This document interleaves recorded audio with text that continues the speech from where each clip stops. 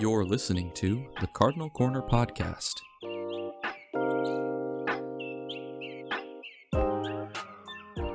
I was just saying that I just never wear hats. I mean, hats just aren't, I don't know why. I just have never been a hat guy. Yeah, I am still trying to remember exactly the moment in my life when I became a hat wearer, but it just happened.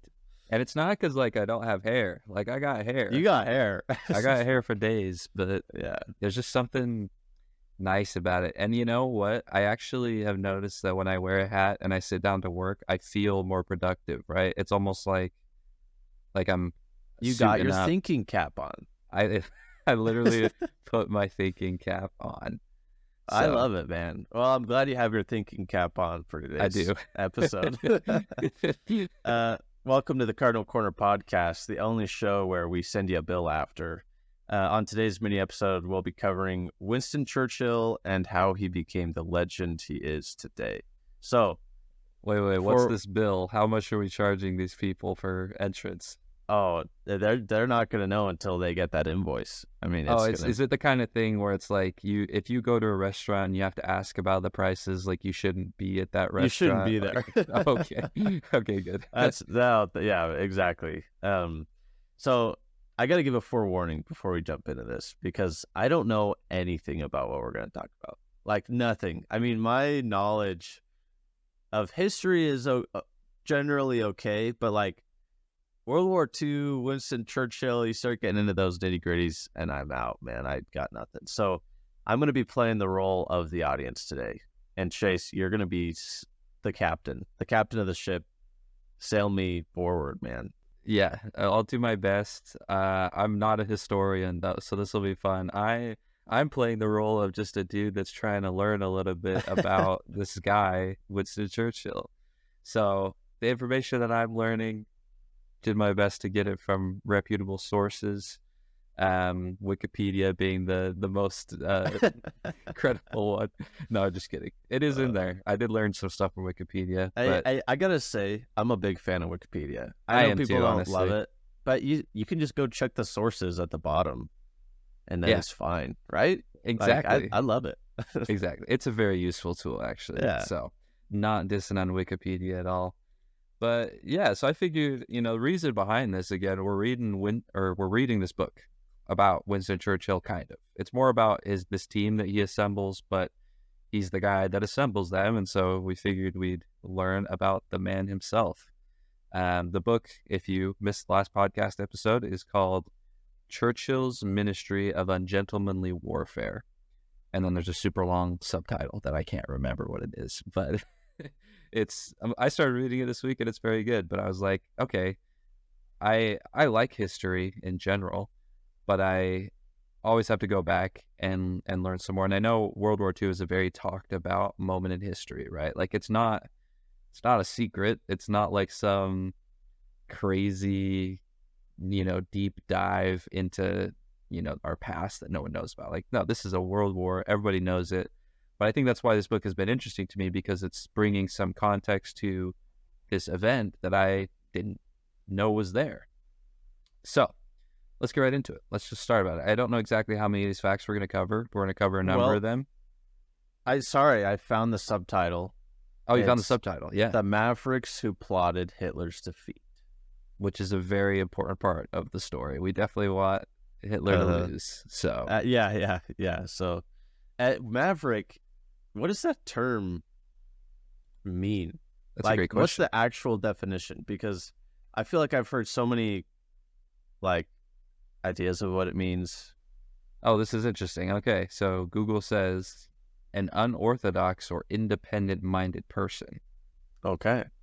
So Okay. I like that. Very and cool. It seems to track so far with the book. Like most of these people have been very outstanding in their field. They've been notable, people that are developing these new ways of warfare that no one has seen before. So I feel like that's an appropriate title. I love it. All right, jump into it. Let's start here. Well, I think we'll find as we get into these cool facts about Winston Churchill that he was quite the maverick himself. So we'll start out with the fact that Churchill was a terrible student in school.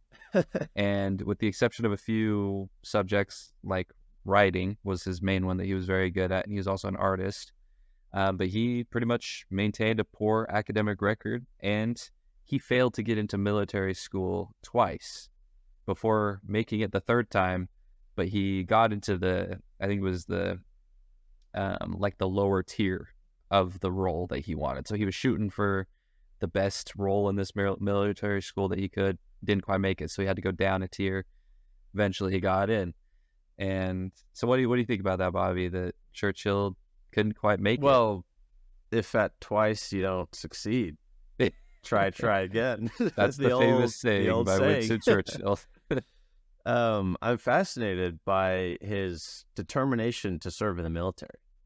Yeah. He must have been kind of a patriot, if you will. Yeah. I saw a thing actually where he, from a young age, he loved playing with like toys, like toy soldiers. He would set up battlefields and recreate them. And there's even some of them that are on display in England today. I mean, boys just haven't changed over the years. I did that. I had Lego guys that we called them guys, and we'd set up our guys and set them up, and we had the sound effects, and we're playing massive battles. So sure, but that didn't convert into a desire to serve in the military. So I'm surprised that he really took that to heart and he jumped into a lifestyle there. I believe at the end of his career in the military, he served, I want to say, here, let me see this. He started serving in the military in 1895. And World War II went until the mid-40s, and then he was still involved politically after that, and even became prime minister again later. So that's a long career. What do you think about this parallel between, if we paint this war as a kind of war between, at times it seemed like it was Churchill versus Hitler. Hitler also was rejected from art school, right? Oh, wow. Right? Uh-oh. Have you ever thought about that? It's getting deep. Getting deep. Interesting. So that's something. That's something. I don't know what it is. I don't know what it is, but well, tell me where are you going with this? What's kind of I just thought about that. I was like, thank you. That's kind of interesting that these two world powers on both sides, right? Yeah. They both were rejected at times in their life, and one for better and one for worse definitely overcame their first rejections. So wow. Pretty interesting. You know what's interesting? I'm writing a musical with a buddy of mine, and which is such a random thing that I just threw out. But just work with me for a second. Hold on tight. You're writing a musical, and in this musical, there's these two characters who don't know it. They're kind of opposites of each other. They clash. That's where the conflict comes from. But they actually, or at least one of them discovers that they're really the same, but they had experiences where one went one way and one went the other, And I think that happens quite a bit in real life. And I'm sure, think back to childhood friends.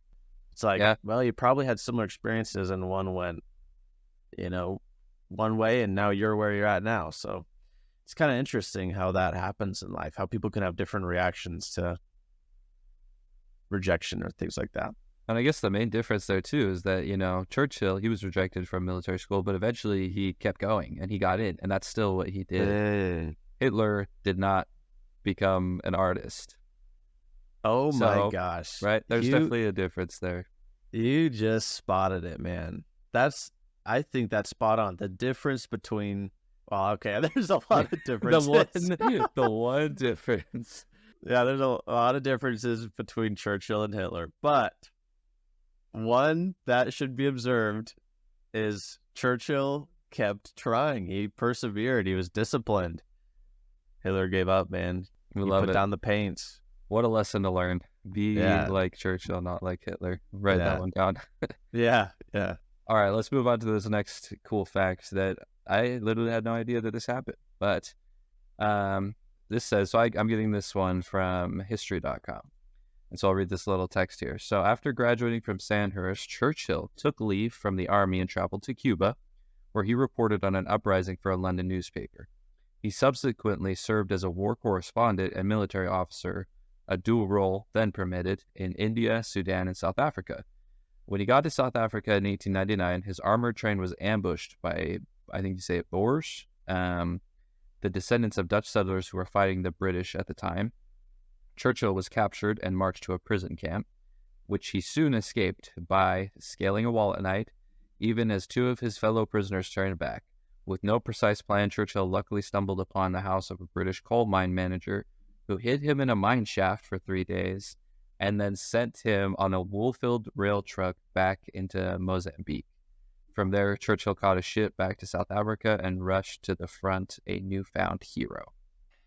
So that was, I think, from what I remember reading a little bit more about this was kind of the moment that brought him into the limelight, right? Like this was kind of his moment to shine, where people started knowing who he was and recognizing his name as a military person. So pretty interesting story, huh? That's incredible. That is the courage. So let me ask you this. What do you think the difference was between Churchill and those two guys, the two fellow soldiers that stayed behind, right? Yeah, it says that two of his fellow prisoners turned back. So they were, they didn't join him, basically. They didn't join him, yeah. So, yeah, this man has courage, that's for sure. He even has some awesome quotes about courage that I think reflect this. Like he has a quote that says, "Courage is what it takes to stand up and speak. Courage is also what it takes to sit down and listen." That's a pretty famous quote from Churchill about courage. So, this man definitely has some courage. Yeah. So then where do you think courage comes from? Is it inherent ability? Is it a skill you develop? Where do you think courage comes from? How do you develop courage? It's a great question. I don't know. I definitely am working on developing some courage right now. I'm trying to break into a new field of employment, we'll say, and trying to learn how to network, and talk to people, which is literally nothing compared to escaping a war camp. So I don't even want to make that comparison. Close second. But, I think I'll answer your question maybe with another quote from Winston Churchill, where he says, "Success consists of going from failure to failure without loss of enthusiasm," which is also very profound. And I think that courage comes after you fail more than once, right? I think courage comes from recognizing that failure is bound to happen, but that doesn't mean that you do nothing. That doesn't mean that you stop attempting to do what you're trying to do. Wow. So I mean, I love that. It's so funny that he has that quote so many years after he failed getting into the military school. Yeah. And I mean, clearly that's been a lesson he's been applying throughout his whole life. Now, I don't think everyone is a Churchill who just is automatically passionate and driven by, fierce motive to accomplish things. But I do think it's possible for everyone to be courageous. Now, the interesting thought as well is, in order to be courageous, you have to be facing opposition. Yeah. You have to be fearful. You know what I mean?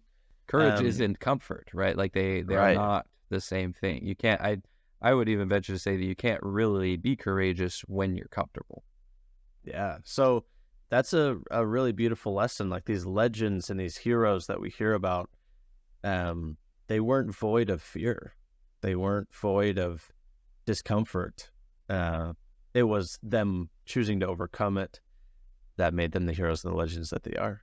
Love that. I think that's very, very good. And just a cool thing to remember, in those moments where we need a little bit of courage, just try and be like old Winnie, which was one of his nicknames, in fact. So, Winton. Well, let's move on to the next fact here. So the next one, which is relating to courage and failure and all this stuff. Did you know that Winston Churchill so he was part of World War I. He fought in that war, in the Great War. And he organized a massive attack during World War I that failed. It failed spectacularly. It didn't even just fail a little bit. It failed almost entirely. And he lost some what's the word? Like some reputation. He did not have a good reputation after Right. that fact, and he had to go through a lot to actually rebuild that reputation as a knowing, good military strategist. The details of this attack, I believe it was, yes. So Churchill believed that they could go and make an amphibious assault, so from the water to the land, on the crumbling Ottoman Empire, and he hoped that they could basically sync up with some of their allies when they did that. But what happened is they pretty much got there and just got gunned down. So non-starter from the moment that they arrived there. So he failed. He failed miserably there, and it was a terrible failure, loss of life. But he didn't let that stop him from what he knew he could do. It's, I doubt he was insensitive about that terrible loss, but he didn't let a failure stop him from achieving all the great things that he would go on to do. So, any thoughts about that? I mean, it's just tragic that his decision making directly influences living and dying for people. If you were in his shoes, how do you reconcile that? How do you make a bold, brash, brave decision? Maybe risky, maybe kind of uncertain, knowing that there's these massive consequences. Because, I mean, in my life, my consequences aren't that massive. It's like, what sandwich am I going to eat for lunch? Well, one's going to give me a tummy ache and one's going to make me feel okay. It's like, yeah, my consequences for decision making are really not that massive. So yeah, if you're in his shoes, how do you reconcile with that? I honestly don't know. I think that's a great question. I think that's one of the things that made him become the legend that he was, is he wasn't afraid to do what he believed was the best decision, right? Like, you have to be confident in somebody that's in that position that they will, to their best of their knowledge, make the best decision that they know. And so if up to that point he was that person, just because something fails doesn't mean that he's not that person anymore. Let's use a basketball example. Kobe Bryant, right? Heck yeah. He had a game, I think, where he airballed 4 critical shots towards the end. And I remember seeing an interview with Shaquille O'Neal where he was like, nobody wanted to take those shots. Nobody wanted to, because they were the high pressure shots. And yeah, Kobe airballed all 4. But he took the shots, and what did he do the next day? He spent an entire day shooting hoops, those shots, to get better at it, right? So that's the difference between all the other players on his team and what Kobe did. Kobe took the shots, even though it resulted in them losing, and he became better after that. He became a legend after that, same as Winston Churchill. So that's kind of where I see that one come in. What do you think about that? I mean, you can't go wrong with Kobe Bryant, man. Kobe Bryant and Winston Churchill. The two great legends of discipline and overcoming failure. I love Kobe. I love his diligence and his grit, his determination. I can absolutely see a reflection of that in Churchill, honestly. Getting pushed down, failing over and over, not giving up. Yeah. Still believing in himself, remaining confident in his abilities, retaining his self-worth, his self-efficacy. That's a massive skill, incredibly hard, but I love that, man. I love that. Well, let's take a moment and see what all of this courage and diligence and hard work got Churchill at the end of the war, because seriously, this blew my mind a little bit.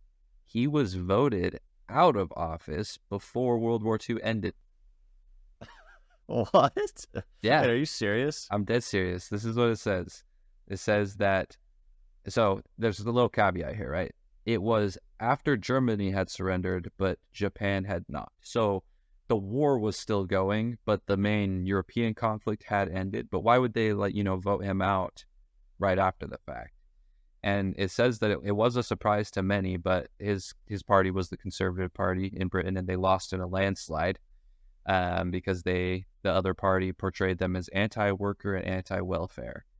But this is what Churchill said after he got the news. He said, they have a perfect right to kick us out. that is democracy. That is what we've been fighting for. So even I'm sure that would become as a shock, after being the man, like the guy that helped them win the war. Germany had taken over everything up to France, right? They were trying to push their way across the English Channel, and Churchill comes in and stops it all from happening, and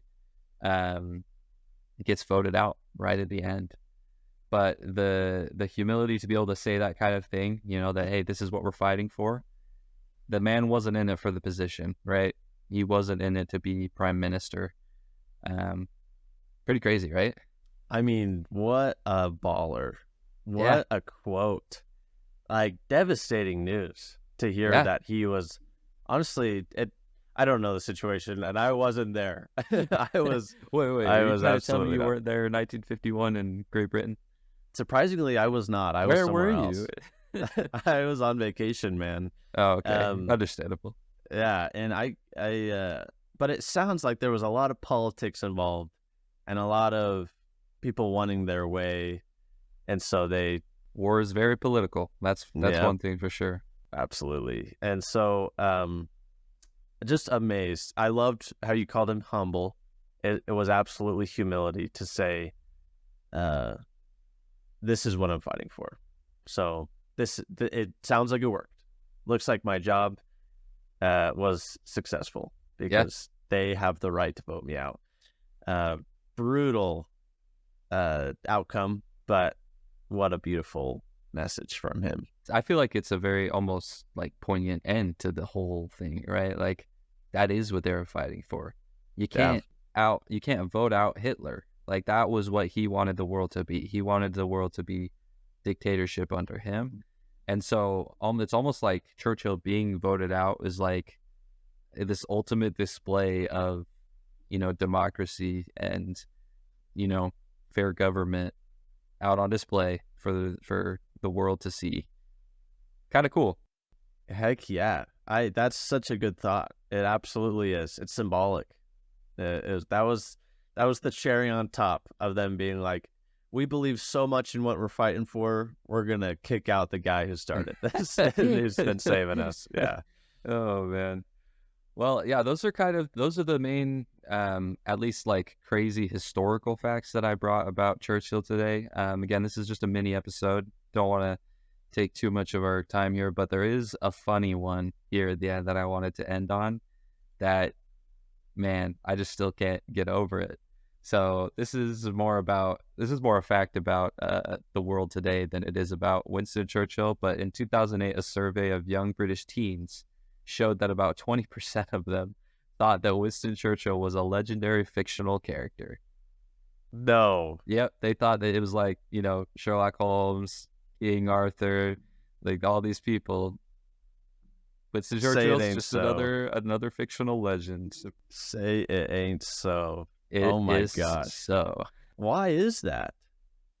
I don't know. Like what is going on over there?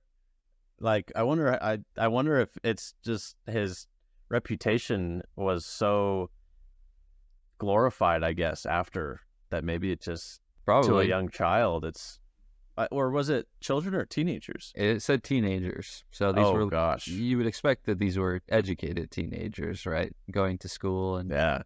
I think it is part of being an icon and being a legend. Like he is pretty much unanimously renowned as the greatest, like the GOAT of prime ministers in Britain. Even world leaders, right? Like he's very respected as that person. So yeah, it's kind of understandable. And I guess I don't know if this means anything too, but they also asked them about Sherlock Holmes and King Arthur as two examples. And it seemed like 65 of them thought that 65% said that they were real, like they were real people. So maybe there's a little bit of both things going on here. Was just like, wow, they don't really know. And maybe 20% is actually a better percentage. Does that make sense? Like if 65% of them thought that Sherlock Holmes was a real character, like a real person, then maybe it's okay that only 20% thought that Winston Churchill was fictional. But I don't know. I just that's very true. Looking on the bright side for these poor kids. I wonder if it's just the way that they're being taught. I don't know. I would be interested to see how they educate about Winston Churchill. I would imagine he's kind of put on a pedestal in Europe, right? Probably. Maybe not, but I don't know him that well. I just kind of know that he was brilliant. He was a brilliant mind, and I saw this quote the other day that was like, World War II was won with Russian blood, British intelligence, and American steel. And I don't know who said that, or I probably just saw it on a reel or something, but I think the British intelligence comes straight from Churchill. Probably, That's where it all comes from, is his willingness to push the boundaries, his willingness to create a ministry of ungentlemanly warfare, you know? Yeah. Who else was thinking about that? You know, Americans were ready to do whatever, but like Britain not Britain, the British were ready to do something crazy. They're ready to pull out the element of surprise, if you will. Oh, for sure. Yeah. And they never gave up. That was one of Churchill's famous speeches, right? Is the never, never, never give up. And I mean, there's a lot of British slander that happens every now and then that we see, but you got to give him some respect for that, right? Absolutely. So I thought I had a blast learning about this guy. I think he's a very interesting character, and I want to keep learning about him. And I hope to even learn some more about his character as we keep reading in our book. So if you listen this far and you haven't got the book, you should get the book and read it with us. We're going to tell you everything we can about it in our podcasts and our videos, but I think you'll get a ton out of it if you have the time and the desire to read a little bit about this book. Yeah, the last thing, I just got to plug it. I mean, we have to plug it. This book's awesome. We changed the pace a little bit. We're choosing a book that's more historical. We haven't done that yet, but think about one of our core values, which is you can learn something from anything. Think about all the topics and the themes we've talked about already today: courage and failure, and what is success, and things like that. So there's going to be so much to learn from this book and from his story. So, and also the characters are just hilarious. They're just so interesting. They're so unique, if you will. And their job, there has never been something like this. I mean, it is like real life Mission Impossible stuff. That's what it feels like. It's like some real spy stuff right here. Yep, really fascinating. So go read it. Go get the book. Read along with us. We just started, so you've got plenty of time to catch up. Yep. Well, that'll conclude our episode here. So thanks for listening to this mini episode of the Cardinal Corner podcast. Again, if you like it, make sure that you follow us on whatever podcast platform you're listening to, Apple Music, Spotify, wherever. We just announced the winner of our giveaway from this last week. We sent it out through email, so we'll be contacting the winner of that. Congratulations to the winner of the book. But make sure that you follow us so that you can be notified when we have future giveaways and stuff like that. So I was sad I didn't win. I know. I mean, rigged. I fulfilled all the requirements and I didn't hear back. So you did it. You didn't comment on the video actually. So that I know that I know that's a lie. Crap. All right, you got me. Yeah. But either way, just check out our socials. Make sure that you're keeping up to date. We'll be posting some awesome stuff. So never forget that we freaking love you. Thanks for listening.